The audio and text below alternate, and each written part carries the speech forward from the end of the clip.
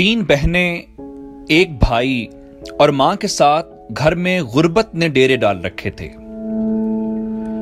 1942 में मास्टर दीनानाथ दुनिया से गुजर गए और पूरे घराने की जिम्मेदारी 13 साला बच्ची के कंधे पर आन पड़ी।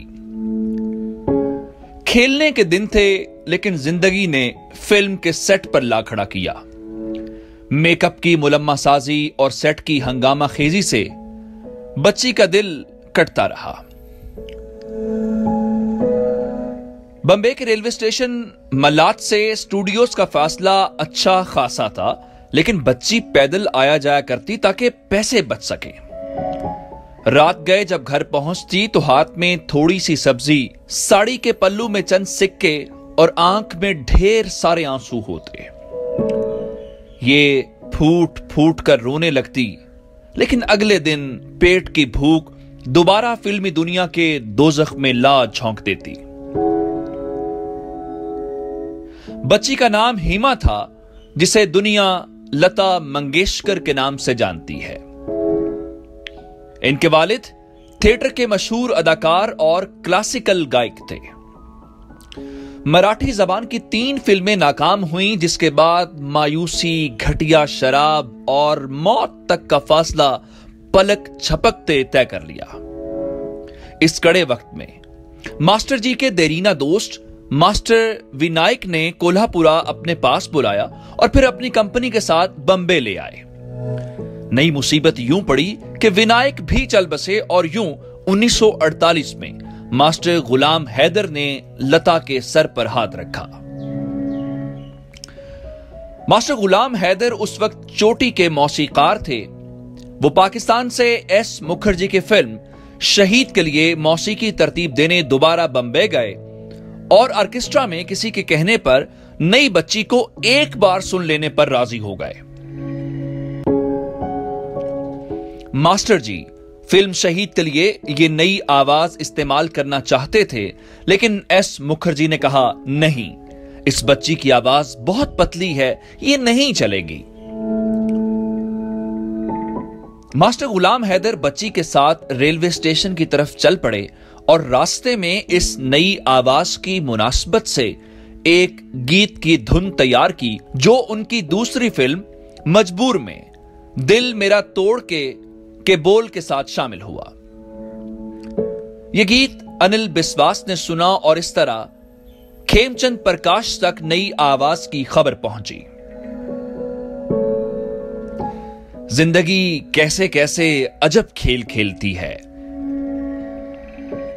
कमाल अमरोहवी की फिल्म महल इन दिनों बनने के मरहले में थी कि एक दिन उसके मौसीकार खेमचंद प्रकाश ने कुमकुम के नाम से मशहूर उम्मा देवी, अदाकारा जो अच्छा गा लेती थीं, को एक गीत गाने की पेशकश की।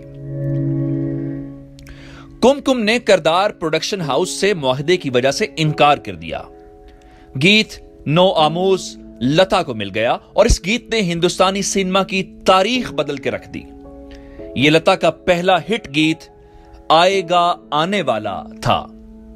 इस गीत के बाद अनिल बिस्वास ने अनोखा प्यार नामी फिल्म में लता से 10 गीत गवाए। इसके बाद राज कपूर की फिल्म बरसात में शंकर जैक्सन की मौसीकी और लता की आवाज का जादू पसे पर्दा मौसीकी के नए अहद का ऐलान था। बरसात 1949 में नुमाइश के लिए पेश की गई। उस वक्त के सबसे बड़े मौसीकार नौशाद की फिल्म अंदाज और हसन लाल भगत राम की फिल्म बड़ी बहन भी इसी साल रिलीज हुई और एक ही साल में लता जी ने सुरैया, जहराबाई अंबेवाली, अमीर बाई कर्नाटकी, गीता दत्त और शमशाद बेगम जैसी उस वक्त की मारूफ तरीन आवाजों का यकलख्त पत्ता साफ कर दिया।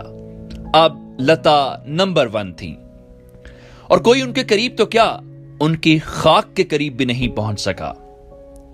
मास्टर गुलाम हैदर ने एस मुखर्जी से कहा था, आप अभी इस आवाज को चाहे पसंद न करें, लेकिन एक वक्त आएगा मौसीकार और सरमायाकार इस आवाज की तलाश में सर के बल कतार दर कतार आएंगे।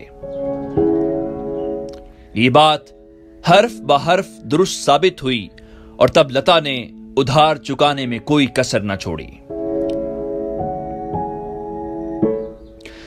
दिलीप कुमार ने महाराष्ट्र होने पर उनके तलफ्फुज पर तंज किया था। 9 बरस बाद फिल्म मुसाफिर में ट्रेजेडी किंग को एक गीत अपनी आवाज में गाना था जिसमें लता शरीक गुलकारा थी। बिलाशुबा पेशावर गुलकार न होते हुए दिलीप कुमार ने लागी छोटे न चाहे जिया जाए बहुत ही उम्दा गाया, लेकिन लता ने कुछ ऐसी ताने लगाई कि दिलीप साहब का अच्छा खासा गाना भी मामूली होकर रह गया। इसके बाद दोनों में 13 बरस तक बातचीत बंद रही। बॉलीवुड शोमैन राज कपूर की सबसे बड़ी फिल्म मेरा नाम जोकर बरसात के बाद पहली फिल्म थी जिसमें लता की आवाज शामिल न थी।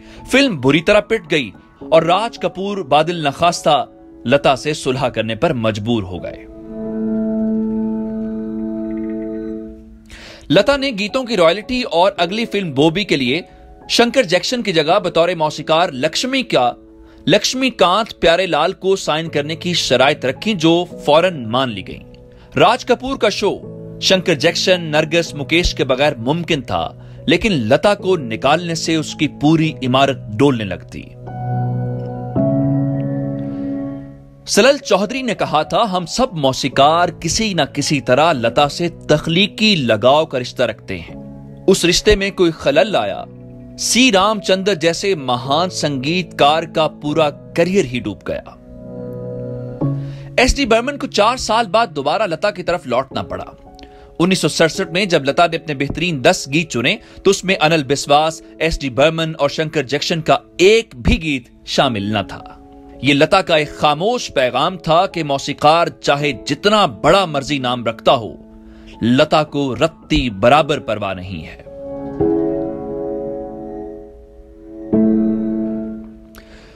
बॉलीवुड के गोल्डन पीरियड में ओपी नैयर के सिवा किसी भी मौसीकार से लता के गीत अलग करके देखिए, उनका बेहतरीन काम बेरंग हो जाएगा। जब लता जी ने गाना शुरू किया तो उस वक्त फिल्म संगीत को क्लासिकल गुलकार निहायत हकारत से देखते थे।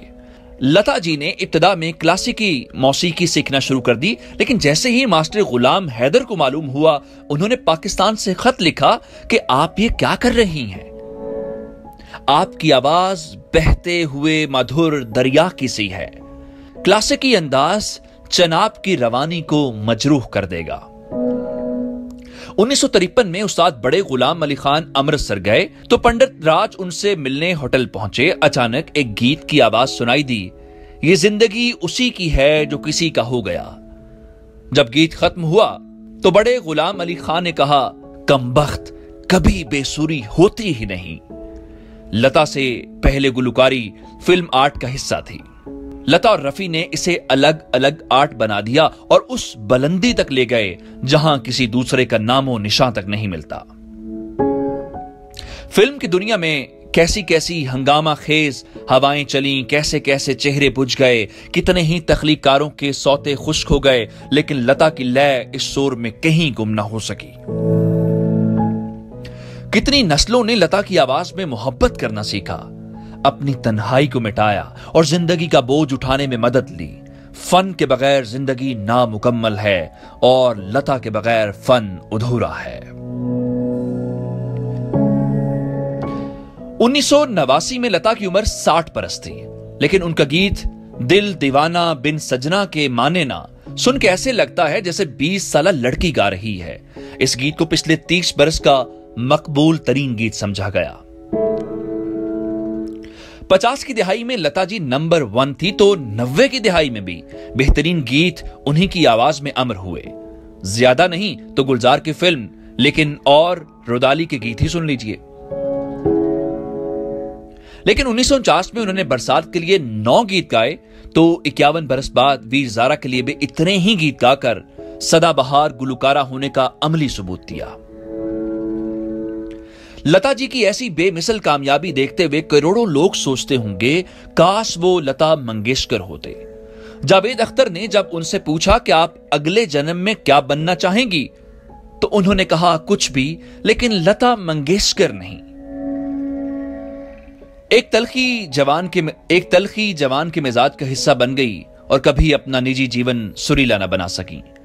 करोड़ों समातों में अमृत घोलने वाली लता जी ऐसे जायके से आशना न हो सकी जो उनकी तलखी मिटा सकता। शायद मौत से उन्हें मुक्ति मिल गई हो, उनका शरीर राख हो जाएगा, लेकिन उनकी आत्मा जो उनकी आवाज है वो जिंदगी को हमेशा खुशगवार बनाती रहेगी।